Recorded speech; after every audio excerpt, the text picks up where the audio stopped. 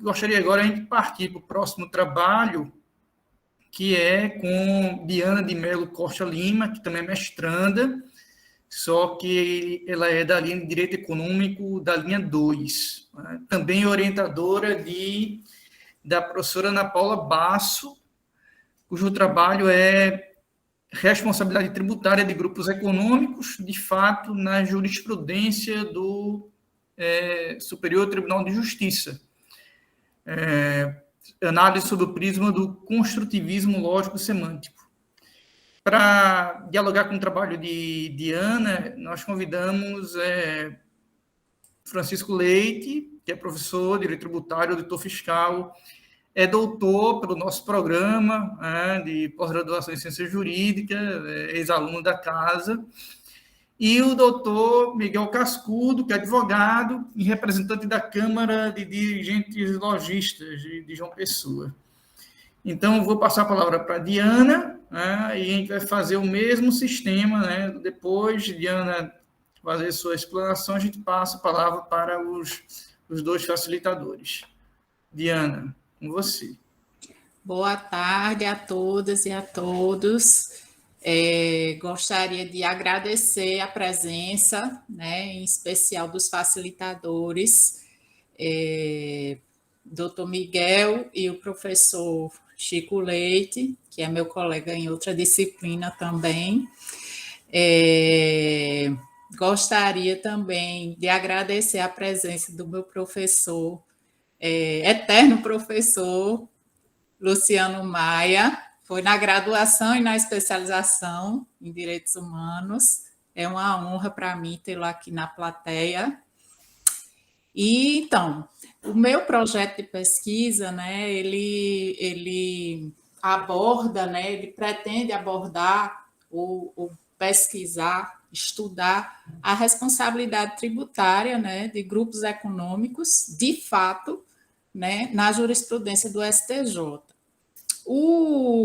A linha digamos assim, teórica que eu escolhi foi o construtivismo lógico-semântico, que é uma linha bem delimitada, teoricamente, né? E aqui no Brasil ela digamos assim, ela é precursionada por Paulo de Barros Carvalho, né, atualmente, que ainda está vivo. Então, essa discussão, né, dessa responsabilidade tributária, ela surge aí por conta de uma instrução normativa editada pela Receita Federal, né, que admite ou que atribui uma responsabilidade solidária, né, entre empresas integrantes de um mesmo grupo econômico, né? No entanto, essa responsabilidade ela advém, está baseada numa instrução normativa e não tem uma previsão expressa no Código Tributário Nacional ou numa legislação ou numa lei, né, federal para essa responsabilidade. Então, surgiu uma discussão doutrinária, né, entre os doutrinadores, que a maioria dos tributaristas é contra essa responsabilização pelo simples fato de fazer parte, né, de uma empresa fazer parte do grupo econômico, como pretende a Receita Federal em algumas autuações, e essa discussão entre a doutrina, né, digamos, e a advocacia privada das empresas, e a Receita Federal e a Fazenda Nacional.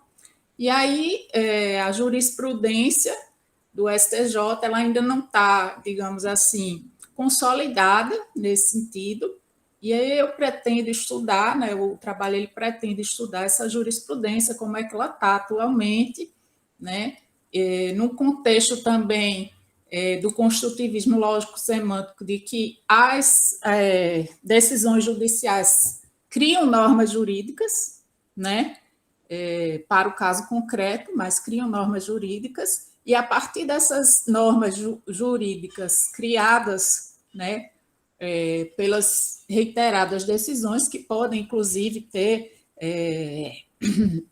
repercussão geral, dependendo do caso, né? Então, a partir disso, o trabalho ele pretende estudar isso, né, essa questão, essa problemática, e contribuir para uma maior segurança jurídica das empresas, né, que resolvam se agrupar, né, ainda que de forma informal, né, que é o objetivo do trabalho dos grupos de fato, e contribuir também, eventualmente, com a Receita Federal ou com a Fazenda Nacional, nessa discussão, né, nessa responsabilização, para que essa responsabilização também não seja feita de forma abusiva, né, a extrapolar os critérios legais, né, e os fundamentos que a gente tem hoje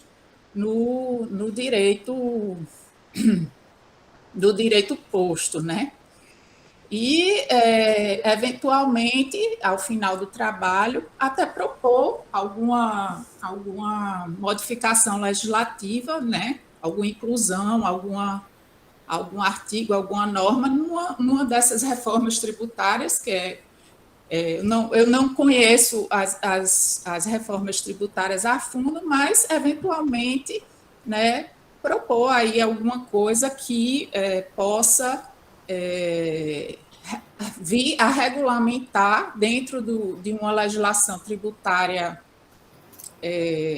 dentro de uma lei geral tributária, né, um novo Código Tributário Nacional, a responsabilidade tributária de empresas que participem de um mesmo grupo econômico. É isso, é um trabalho bem objetivo, como eu costumo ser, né? E espero aí contribuir com essa discussão, né, que não é só teórica, mas é prática também, porque envolve, né, essa análise da jurisprudência do STJ. É realmente a prática dos tribunais. Então, eu passo a palavra ao professor Francisco Leite ou ao doutor Miguel, quem gostaria de começar com as considerações. Agradecer a Diana. Faz já. Professor Francisco, professor Miguel, podem começar, cada um tem meia hora. Né? Professor Francisco. Ok. Bem, boa tarde a todos. É um prazer estar aqui. O professor Fernando foi o meu professor. Aliás, eu quero corrigir uma informação, a gente ainda é doutorando. Professor, você foi o meu professor, mas a gente está na fase de qualificação ainda da tese, tá? Estamos próximos, se Deus quiser, até o próximo ano a gente faz a defesa. Mas estamos aqui mais como um parceiro de estudo aí da Diana, não é? Com a minha experiência de auditor da Receita Federal do Brasil, com a minha experiência também de professor de Direito Tributário por tantos anos, com a produção também acadêmica de livro nessa área. Então, é isso que a gente está imbuído dessa nossa presença, viu, Diana? Primeiro, meus parabéns aí pelo teu projeto de pesquisa, pela escolha do tema, porque é um tema extremamente importante para vários sujeitos envolvidos e também, naturalmente, para a comunidade, não é? Trata-se da discussão da responsabilidade tributária ou da natureza solidária, não é, da responsabilidade tributária no caso específico dos grupos econômicos. De antemão, pelo menos aqueles que militam no direito tributário sabem que talvez a matéria mais controvertida hoje no âmbito do direito tributário brasileiro seja exatamente a questão da responsabilidade tributária. E talvez a razão disso seja a maneira não muito científica tratada pelo Código Tributário Nacional sobre o tema, não é? Tanto é que a doutrina traz várias classificações que sobejam de muito o que está escrito lá no Código Tributário Nacional. E essa problemática, ou esse descompasso entre o Código Tributário Nacional, a realidade atual, que é uma nova realidade econômica, considerando que o Código é de 1966, considerando a Constituição Federal uma Constituição moldada pelo signo do Estado Democrático de Direito, e o Código é de 64, moldado aí na plenitude no início da ditadura militar. Então, realmente, há um descompasso muito grande entre o Código Tributário Nacional, a realidade de hoje, e a postura doutrinária, e tudo isso repercute naturalmente na jurisprudência dos nossos tribunais. Então, a matéria é absolutamente importante, principalmente porque, como você mesma diz no teu projeto, não está muito bem definida no âmbito do STJ, que, no caso específico, por não se tratar de matéria constitucional, é quem vai dizer o direito nesse particular. E, de certa maneira, ainda no STJ, a questão está em aberto ainda, não é? Embora haja, ao meu ver, já uma certa inclinação para não considerar uma dimensão da responsabilidade como solidária nesse caso específico. A tua discussão passa, basicamente, pelo artigo 124, inciso 1 do Código Tributário Nacional, não é? Só para chegar a ele, a gente deve lembrar que, pelo Código Tributário Nacional, a sujeição passiva da relação jurídico-tributária ela é direta ou indireta. Essa sujeição passiva direta refere-se à pessoa do contribuinte, que, grosso modo, é aquela pessoa que pratica ou participa da situação constitutiva do fato gerador, chamado de contribuinte, ou também pode ser o responsável tributário, não é? É claro que o contribuinte também é responsável pelo pagamento do tributo, mas em direito tributário, essa palavra responsabilidade tributária assume uma configuração estrito sensu para representar aquela terceira pessoa, que não o contribuinte, chamada pela lei a ocupar um polo da relação jurídico-tributária na condição de responsável e não de contribuinte. Então, ela vai responder pelo pagamento de um tributo por um fato gerador que ela não praticou ou dele não participou de forma ativa.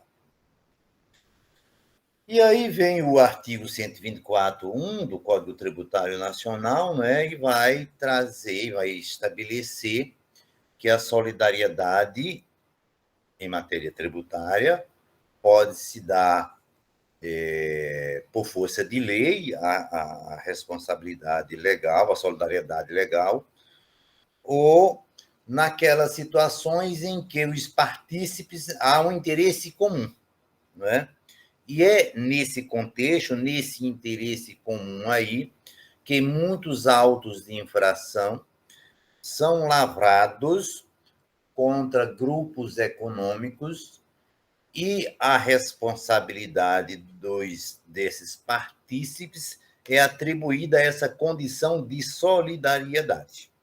É isso que você discute e é isso daí a importância enorme do teu projeto. Observando aqui, no objetivo geral, só para certificar se é isso mesmo, é analisar a jurisprudência do STJ acerca da responsabilidade tributária de empresas que integram o mesmo grupo econômico. Como no objetivo geral não está fixada exatamente a palavra solidária, então a tua pesquisa ela é mais abrangente, não é isso? Mas é isso mesmo, é a responsabilidade solidária. Talvez eu não tenha colocado isso de forma clara no projeto, mas é isso mesmo, professor. Ótimo. É bom você deixar bem claro isso, bem claro. Porque senão vai alterar bastante a natureza e a profundidade do teu estudo, não é? Porque aí você teria que entrar em responsabilidade por infração, não é? Enfim, você teria em responsabilidade subsidiária e talvez aí não seja exatamente o que você quer. Então, eu acho que talvez seja interessante você deixar bem mais claro isso daí.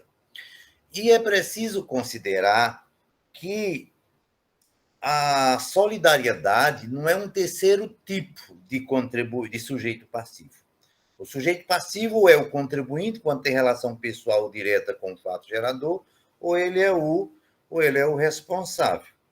E é no âmbito dessa responsabilidade que nós vamos encontrar a possibilidade da responsabilidade solidária, ou da responsabilidade subsidiária, ou da responsabilidade pessoal.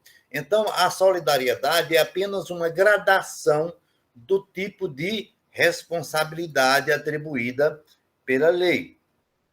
Então, Diana, eu gostei bastante do seu projeto. Eu vi nele uma certa inclinação para, de antemão, já defender a não solidariedade desse tipo de responsabilidade.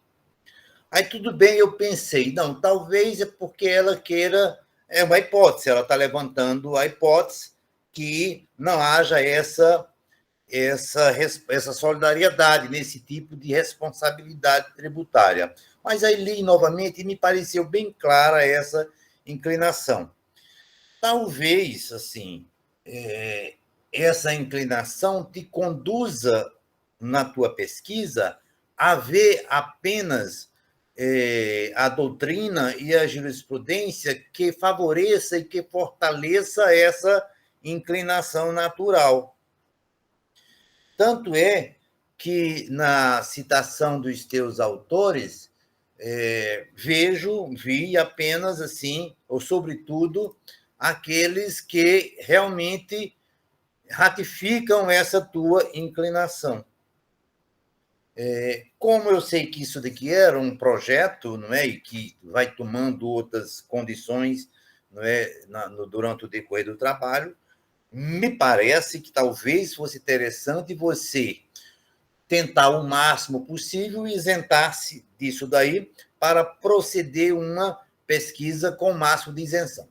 Claro que eu não sou ingênuo para entender que haja uma separação absoluta entre o sujeito que conhece e o objeto, não é? É claro que sempre um está interligado no outro, não é? Sobretudo, na abordagem epistemológica que você assenta o seu trabalho, que é o construtivismo lógico-semântico, não é?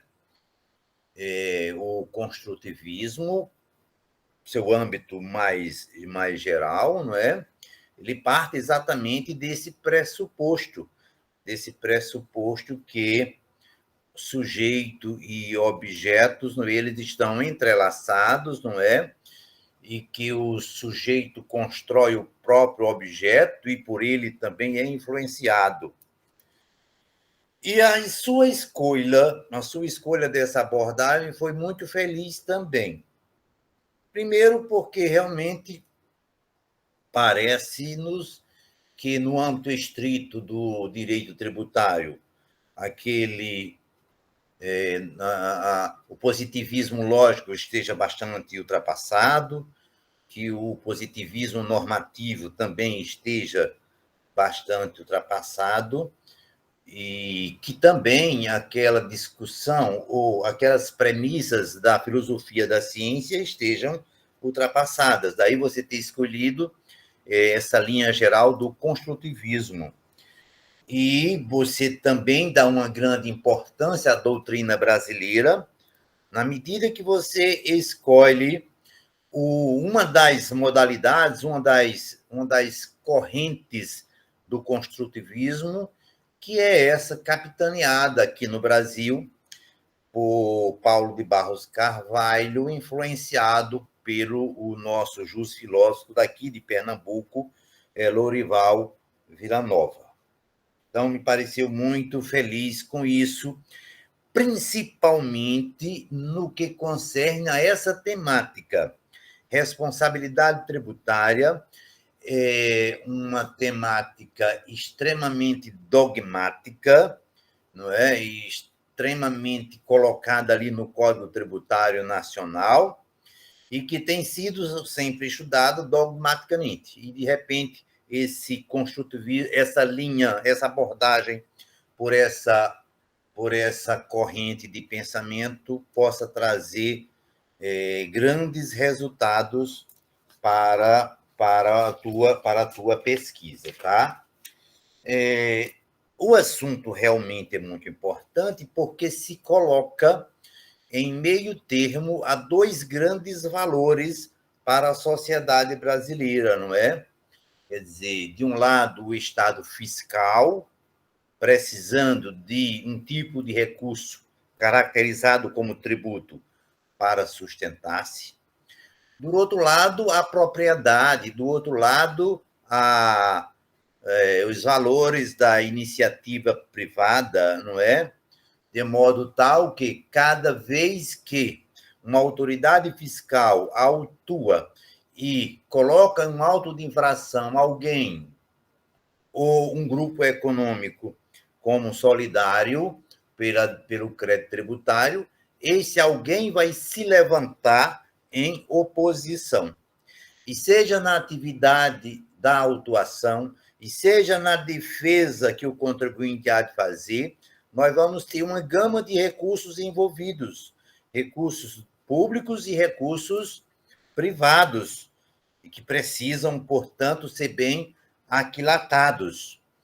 Os valores do Estado fiscal, que precisa dos recursos, em função dos seus objetivos fundamentais e daqueles princípios fundamentais postos lá pelos artigos iniciais da Constituição, não é? E também os direitos do cidadão contribuinte. De um lado, nós vamos ter também a preocupação com a questão da sonegação e da criação de formas, muitas legais e outras ilegais, de subtração do tributo. Claro que todo contribuinte, todo cidadão contribuinte tem o direito de buscar as melhores maneiras de exercitar as suas atividades, diminuindo a carga tributária. Que o faça, desde que seja dentro dos parâmetros legais. Mas, muitas vezes, da mesma maneira que o agente tributário pode agir com infração da lei, não é? Também, muitas vezes, esse contribuinte, no exercício de suas atividades, também infringe a lei, e isso daí não é bom nem para os dois lados envolvidos e tampouco para a sociedade. Mesmo porque, se de um lado nós temos o impostômetro, que hoje já marca quase 2 trilhões de reais arrecadados, marca também quase 480 bilhões de reais sonegados. E eu não tenho a menor dúvida que, dentre esses 480 bilhões de reais sonegados, muitos deles sonegados por alguns grupos econômicos que se utilizam de mecanismos não lícitos para fugir da tributação. Então, é isso a importância do teu trabalho. pela temática, pela abordagem epistemológica. Um outro aspecto que você necessariamente vai cair, ao meu ver, é na questão do princípio da legalidade, não é? Aliás, é uma das premissas do teu trabalho, é que essa solidariedade, em princípio, não estaria exposta na lei. Não vamos entrar aqui nessa questão, nem teríamos tempo, nem é o propósito, conforme o professor Fernando alertou, não é? Mas aí é bom você verificar bem com cuidado, porque nós estamos em um movimento que, de alguma maneira, tem enfraquecido a chamada estrita legalidade. Pelo menos no âmbito dos tribunais superiores, nós temos visto isso, não é? Por exemplo, na questão da fixação dos graus de risco, não é, para efeito daquele adicional de tributação na área da Previdência, numa taxa específica, no âmbito de um ramo que eu esqueci agora. Bem, a legalidade estrita, no sentido forte da palavra, a legalidade fechada, ela tem sido afrouxada um pouco aí no âmbito dos tribunais. Aí há de você verificar também até que ponto ela pode se estender também para esse aspecto da responsabilidade tributária. Então, dito isto, caso a tua pesquisa conduza a proposta de legislação, certamente seria no âmbito do Código Tributário Nacional ou no âmbito da legislação inferior ao Código Tributário Nacional, considerando que, na maior parte das vezes, a responsabilidade não tem cabimento no âmbito constitucional, a não ser aquela responsabilidade por substituição tributária. Espero, minha querida colega, que tenha ajudado e estou à disposição aí de você, tá? De qualquer maneira, eu gostaria de te indicar um trabalho que eu vi do Bruno Romero. Ele faz uma pesquisa empírica muito boa, de mais de 170 acórdãos do CARF, do Conselho Administrativo de Recursos Fiscais. Claro que tua pesquisa é no âmbito do STJ, mas muito disso daqui foi para o STJ, tá? Então, anote aí, ele está na internet, o nome desse material, que pode te ajudar bastante. A responsabilidade tributária no âmbito da Receita Federal do Brasil. É um trabalho definido lá na Fundação Getúlio Vargas, do Bruno Romero Reis. E um outro, eu não sei se você tem, mas eu não vi na tua bibliografia, é esse livro aqui, ó. Coordenação de Paulo de Barros Carvalho, chama-se Construtivismo Lógico Semântico. Eu tenho o volume 1, coordenação de Paulo de Barros e organização de Aurora de Carvalho, a filha dele, tá? Esse livro eu tenho, estou usando também, mas, eventualmente, se precisar, à sua disposição. No mais, meu muito obrigado a todos, principalmente a você, professor Fernando Joaquim. Obrigado. Queria agradecer a contribuição muito pertinente, Francisco. Obrigado, né, pela colaboração.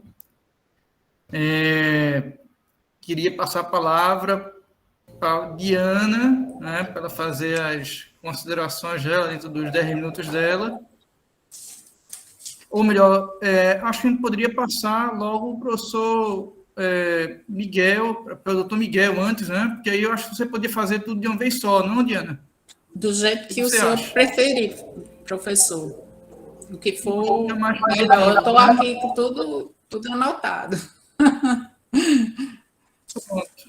Você já está tudo anotado, então a gente passaria logo para Miguel, acho que fica mais... Porque você faz faz tudo de uma vez só. Doutor Miguel, com a palavra, o senhor. Né? Primeiro, eu queria desejar boa tarde a todos, dizer que é uma satisfação muito grande estar podendo participar de modo colaborativo aí com essas rodadas de conversa.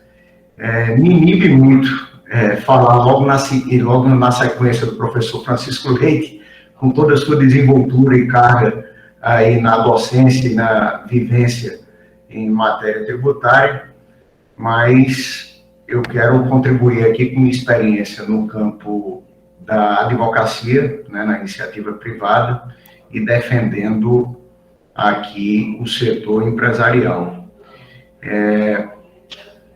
Aos que não me conhecem, meu nome é Miguel Cascudo, tá? Eu sou advogado, como eu disse, empresarial. Dentre os meus clientes, eu tenho aqui a Federação das Câmaras de Dirigentes Lojistas do Estado da Paraíba e a Câmara de Dirigentes Lojistas de João Pessoa, que motivou o convite do professor Fernando, a quem desde já reitero aqui meus agradecimentos pela segunda vez, né, professor? Em 2019 também pude contribuir, em 2020 não participei, estou voltando agora em 2021. Mas a FCDL e a CDL João Pessoa, elas possuem, a CDL João Pessoa, na verdade, ela possui aproximadamente 1.000 empresas do setor lojista associada a ela. Foi um setor que sofreu muito, inclusive, nesse momento de pandemia que nós ainda estamos vivendo aqui, os reflexos, inclusive, na seara tributária.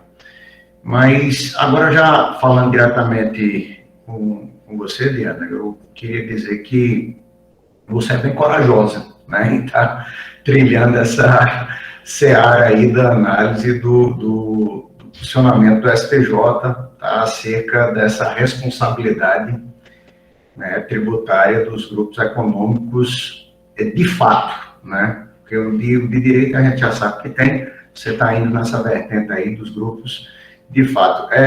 Pelo que a gente vem observando, na nossa experiência aí, o STJ ele já vem, conforme já tem apontado pelo professor Francisco, ele está se inclinando majoritariamente aqui no entendimento da necessidade da comprovação, né, para a caracterização do grupo de fato, que também, na verdade, é uma espécie de grupo de direito, né? A caracterização aí da confusão patrimonial entre essas empresas, isso aí tem que estar bem demonstrado quando da fiscalização, ou então da prática de um fato gerador comum. E aqui vem uma questão que ela, assim, você terá, acredito eu, um pouco mais de trabalho de evidenciar no teu estudo, porque o teu estudo ele é direcionado ao comportamento do STJ frente a esse problema. Só que, na verdade, a gente sabe que o STJ ele vai se debruçar na matéria nitidamente federal. E aqui a gente tem uma carga fática, né, muito forte. Né? A gente tem uma carga fática a partir do momento que ele aponta que você tem que estar demonstrando aqui a confusão patrimonial, né, e a confusão patrimonial e a prática do fato gerador comum entre essas duas empresas. Então, eu, como advogado, eu tenho que fazer esse trabalho bem feito para que o acórdão traga essa questão fática bem trabalhada para que o STJ possa fazer o devido enfrentamento nessa matéria, à luz aí sim do artigo 124, né, para que a gente possa enquadrar a responsabilidade, que aí tem outros desdobramentos, a responsabilidade do grupo econômico fato. Será que a gente vai poder fazer o direcionamento para o quadro societário da empresa que está integrada no grupo econômico fato, mas não de direito? Né? São questões que eu acho que a sociedade e o judiciário, né, ele precisa dessas reflexões. Né? E a gente sabe que enquanto o STJ ele não conseguir um entendimento aí em efeito repetitivo, que é o que vai trazer uniformidade para o Brasil todo, a gente vai permitir que o TJ da Paraíba pense de uma maneira, o TJ de São Paulo de outra, o TRF da quinta região de uma maneira, e por aí vai.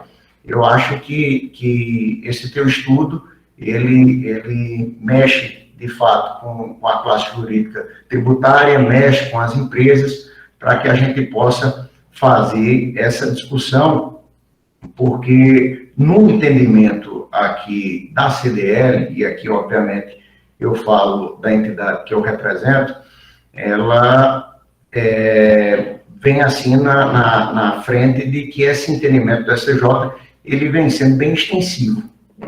Tá? Ele está sendo bem extensivo e ele merece um estabelecimento aqui de uns balizadores.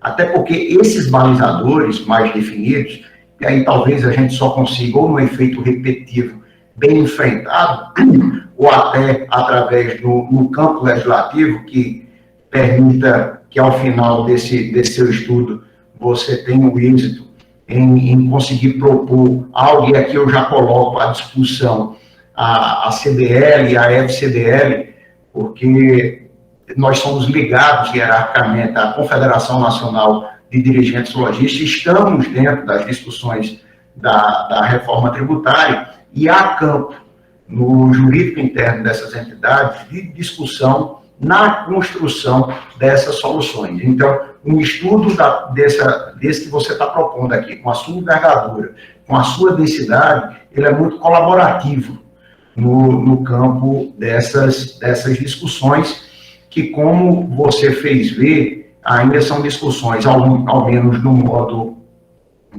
campo, melhor dizendo, tributário, ainda de pouca legislação.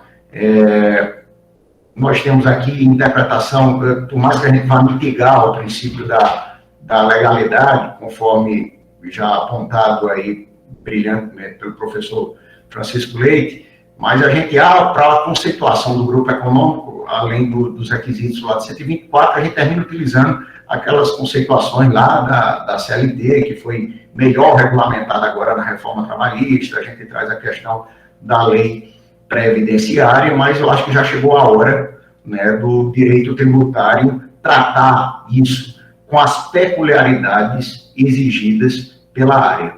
Então, eu acho que o seu olhar nesse estudo para essa vertente, ela será muito, será interpretada de maneira muito contributiva, né, pelas empresas que integram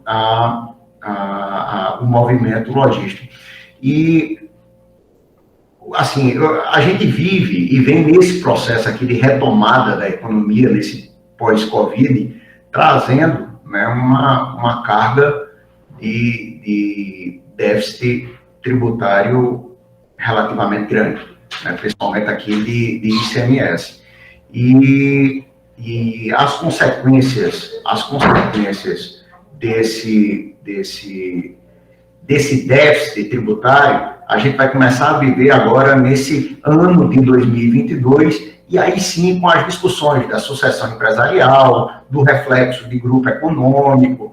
Então, a gente vai ver agora florescer, né, essas discussões. Então, repito, você foi muito feliz na escolha de seu tema, e um momento, levando em consideração esse processo da retomada, a pouca sensibilidade do governo federal, do governo estadual e dos governos municipais no campo tributário, para a gente ter ideia, aqui na Paraíba, houve uma sinalização apenas agora do governador do estado da Paraíba de um refis que nem vai contemplar o período todo da pandemia. Ele vai pegar agora apenas só o ano de 2021. Mas quando a gente tem aqui o grande buraco do setor empresarial, é o ano de 2020, quando a gente chegou a ficar no meu movimento, que é o movimento logístico, a gente ficou 4 meses com as lojas fechadas. Você tem ideia, o shopping center, que aglomera aqui grande parte dos nossos associados, ele passou 3 meses sem nem delivery poder fazer. E fora isso, estavam incidindo ali, como eles são optantes do Simples, eles fizeram as compras em fevereiro, quando o comércio estava aberto, mas essas contas eles tiveram que pagar lá no dia 25 de abril de 2020, quando o comércio estava fechado. E a gente tem um passivo, quando a gente vai para o ICMS, ainda mais grave, porque há uma decisão ainda de 2019 do STF, que aí sim caiu como uma bomba no setor empresarial, reconhecendo o aspecto criminal, né, quando declarado o ICMS e quando não havia o recolhimento. Eu não me recordo aqui do processo em específico, mas eu me lembro que pré-pandemia era o grande assunto do momento. Aí depois ficou todo mundo debruçado em como pagar a conta e como é que se resolveria essas questões aí, mas se preocupando principalmente no reflexo aí desse precedente. Mas aqui eu quero deixar à disposição sua a FCDL, a CDL João Pessoa, dentro dos meus contatos na CNDL, junto com o nosso diretor jurídico nacional, para que você tenha acesso às pesquisas, aos dados. Mensalmente, nós estamos fazendo esses levantamentos, que eu acho que eles são pertinentes para você, não só no campo tributário, no campo de projeção de emprego e nos mais variados segmentos aqui no campo empresarial, mas nós queremos colocar aqui à sua disposição para que você possa usar e abusar desse material, porque eu, particularmente, é a mensagem que eu vou passar para a diretoria da CDL, estou muito confiante nesse seu estudo, para que a gente possa colher aí boas discussões, quem sabe encaminhamentos legislativos para levar para a Câmara Federal. Aqui eu quero agradecer mais uma vez, professor Fernando, aqui o seu convite e dizer que é um privilégio, uma satisfação muito grande em estar participando aqui dessa rodada de conversa. Gostaria de agradecer a doutor Miguel Cascudo pelas excelentes contribuições. O professor doutor Miguel Cascudo já é um parceiro nosso de outras iniciativas nesse sentido, né? E é sempre bom a gente ouvir, quando ele trata a questão tributária, tributaristas também, mais como o professor Francisco, mas também as entidades empresariais. Eu acho muito fundamental ouvir o empresariado. Por isso que quando a gente viu o trabalho de Diana, pensou logo na Câmara de Dirigentes Lojistas, né? A FIEP também. E o doutor Miguel, graças a Deus, aceitou o nosso convite novamente. Pois bem, Diana, você com a palavra, certo? Professor, antes dela falar, posso só fazer um breve comentário? Claro, doutor. Professor, fica à vontade. Não sou vinculado ao tema, mas eu me encantei com as observações do professor Francisco e do doutor Miguel. Eu queria só fazer uma referência para Diana perceber a importância do trabalho dela.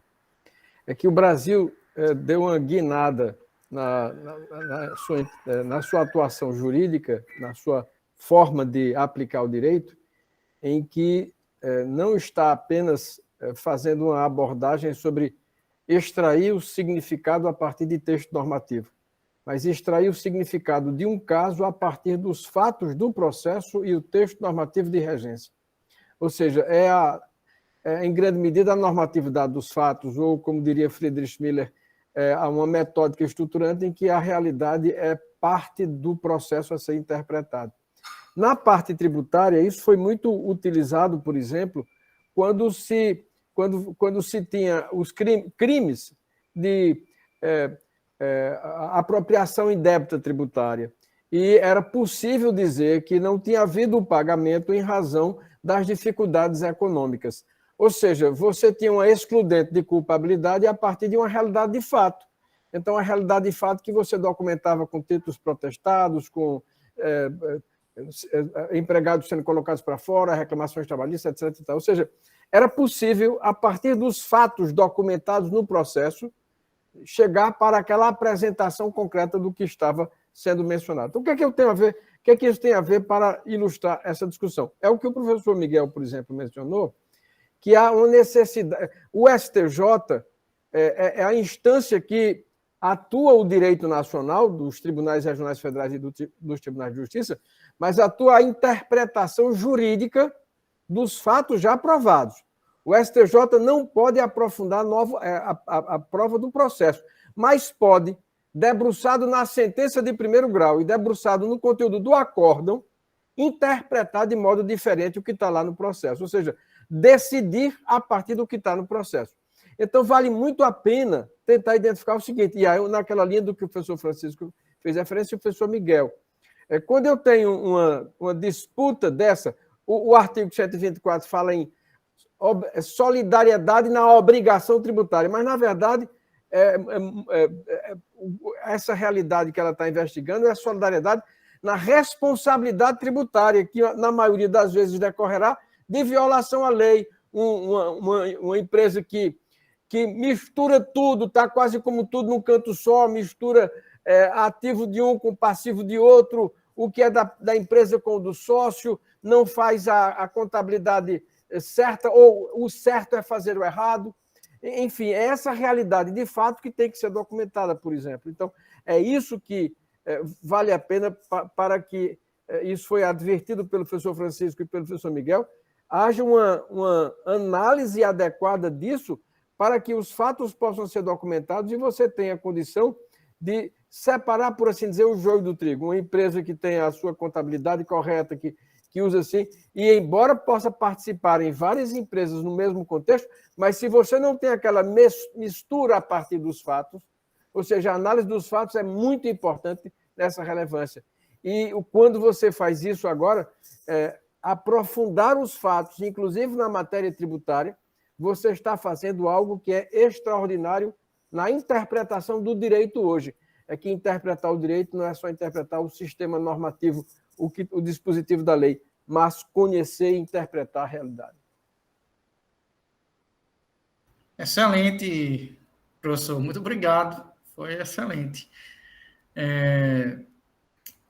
Diana, você faça as suas considerações, certo? Bom, eu vou lá, faço sim. Primeiro, eu gostaria de agradecer, né, as contribuições valiosíssimas do professor Francisco, do doutor Miguel e do professor Luciano, certo?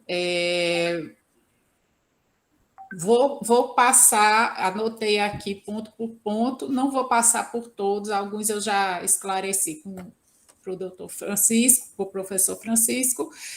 E primeiro gostaria de dizer que o meu projeto foi um projeto assim tímido. Até estava falando sobre ele semana passada com a minha orientadora, a professora Ana Paula Basso. Eu disse, professora, eu queria ouvir a senhora antes de me apresentar lá, né? Porque eu realmente voltei a estudar direito tributário no ano passado. Apesar de eu ser, alguns já sabem aqui, procuradora do Estado de Pernambuco, eu não atuo na área tributária, já atuei, né, no início da minha carreira, e uma das coisas que, pessoalmente e como profissional, me causava um certo, digamos assim, incômodo, era justamente o redirecionamento que se faz, eu acredito que ainda se faça, para, como o doutor Miguel mesmo ressaltou, para o grupo, o quadro societário, né, para os sócios. Ou seja, hoje, atualmente, o STJ entende que, pela simples dissolução irregular de uma empresa, os sócios são solidariamente responsáveis, né? E eu acho, de uma certa forma, perigoso esse entendimento do próprio STJ, né? E ao voltar a estudar direito tributário, me deparei com essa questão da responsabilidade solidária de grupos econômicos. No projeto, eu restringi para grupos econômicos de fato, porque acreditava que colocar grupos econômicos seria uma amplitude muito grande, então o problema para o grupo econômico de fato restringia. A questão da isenção, né, da pesquisa. Realmente, no projeto, como eu falei, é um projeto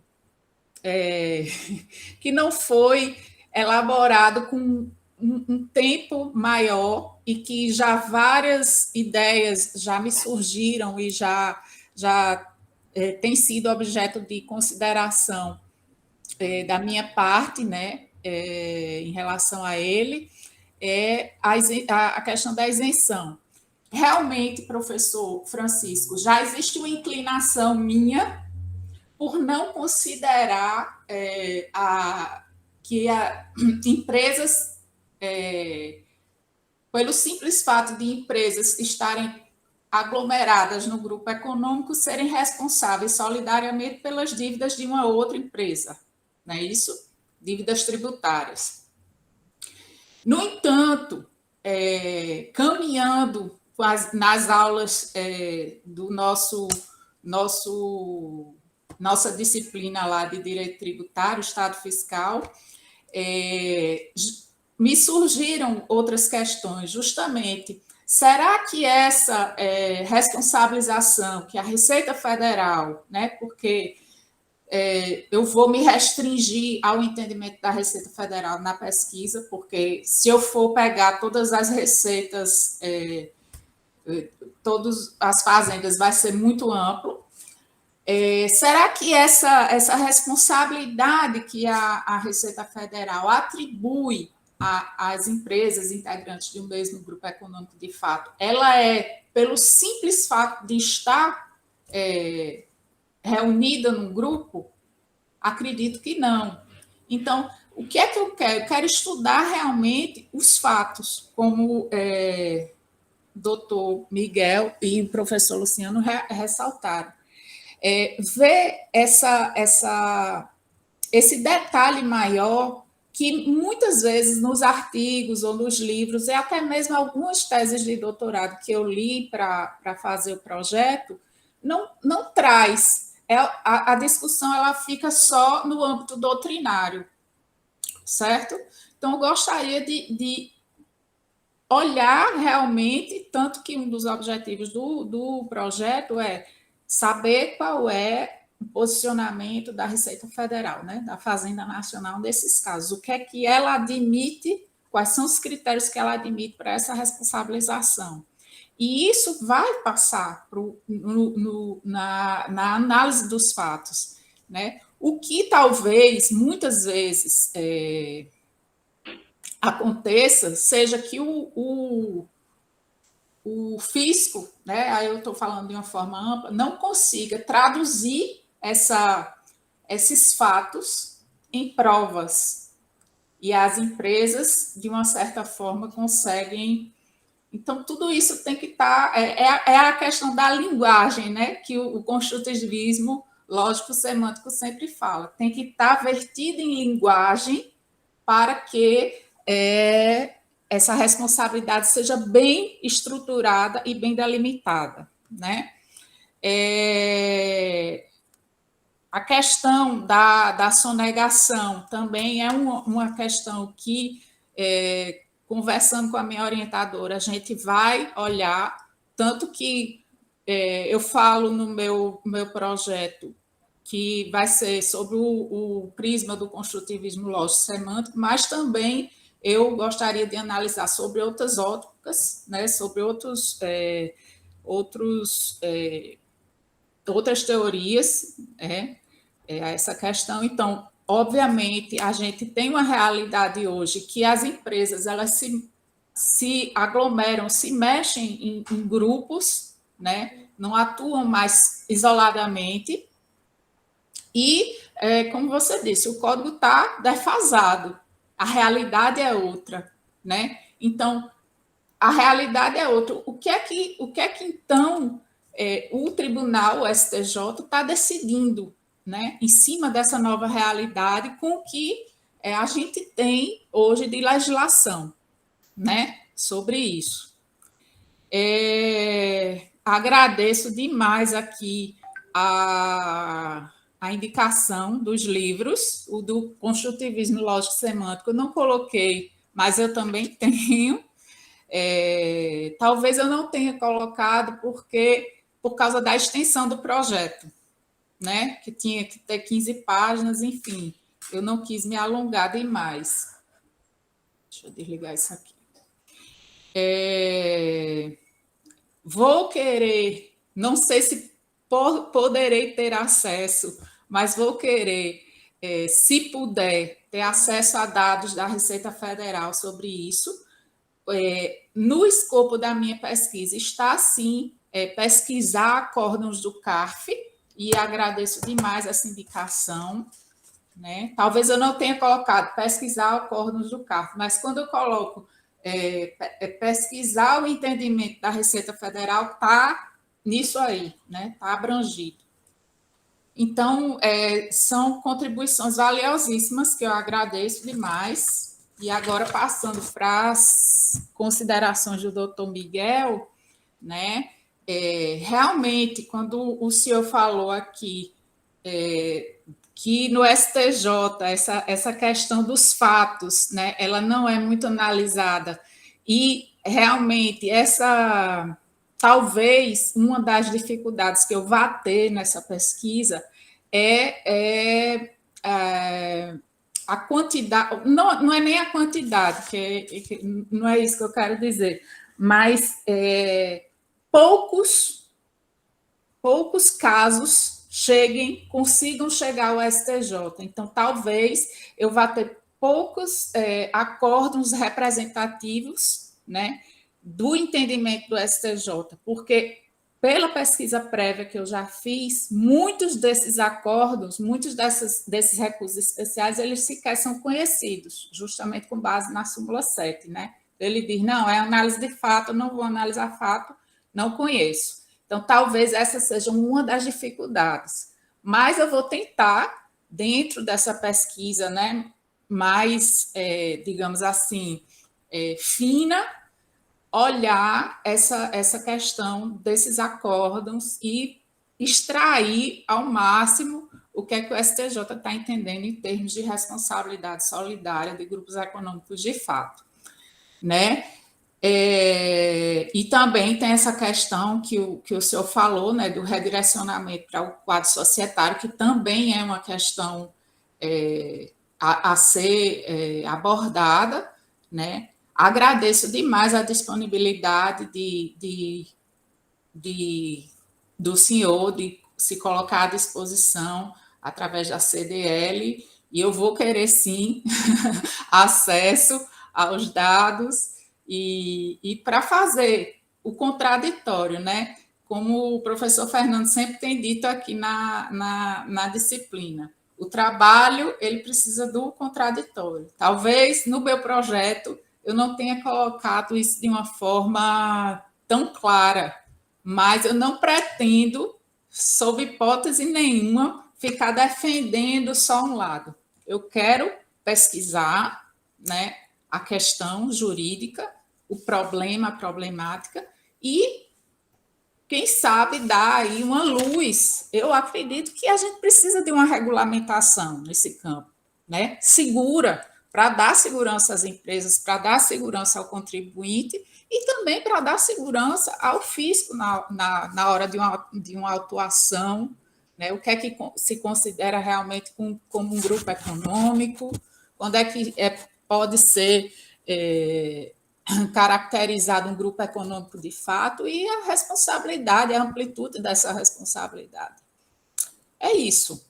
E eu estava aqui vendo, né, antes da apresentação, os grupos, né, os grandes grupos econômicos do Brasil, e aí tem Bradesco, Magalu, então é uma movimentação muito grande, financeira, né, e tributária, e que repercute para a sociedade, né?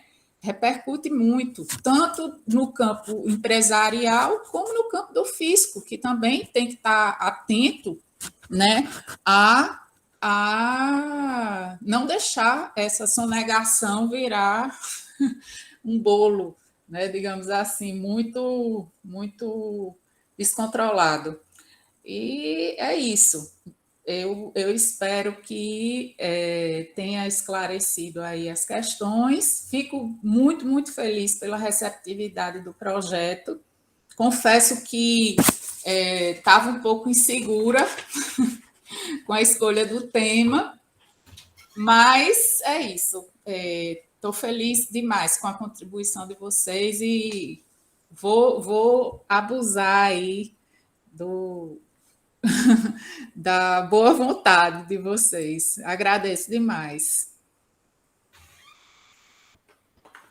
Obrigado, Diana. Eu gostaria de agradecer ao doutor Miguel e ao professor Francisco pelo interesse, disponibilidade, contribuição, ao professor Luciano, e gentilmente nos deu a sua contribuição. O professor Pedro Guedes teve que sair, né, por dos compromissos. Veja só, a gente pode agora franquear para os comentários, né, para quem quiser, né, opinar sobre os trabalhos dos alunos, já que a gente tem algum tempo antes da gente encerrar a nossa atividade. Então, quem quiser, né, fazer algum comentário, alguma pergunta, fiquem à vontade. Professor Fernando. Sim, doutor Francisco. Eu só gostaria de responder um pouco a Diana. Veja bem, Diana, acho que os dados que estão na Receita Federal, dados abertos, por serem abertos, estão lá. Mas acredito que nenhum deles vai te interessar, seja pertinente ao teu trabalho.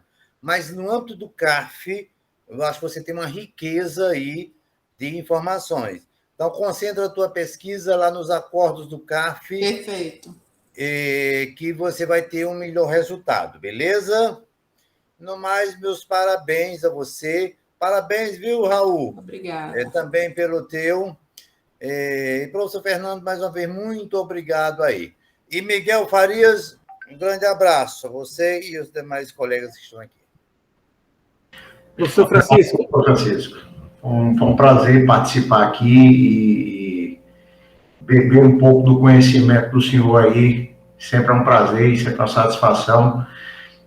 Raul, eu confesso que eu não assisti toda a sua apresentação, cheguei um pouco atrasado, mas a parte que eu pude assistir, eu queria lhe parabenizar por sua contribuição também. Diana, boa sorte.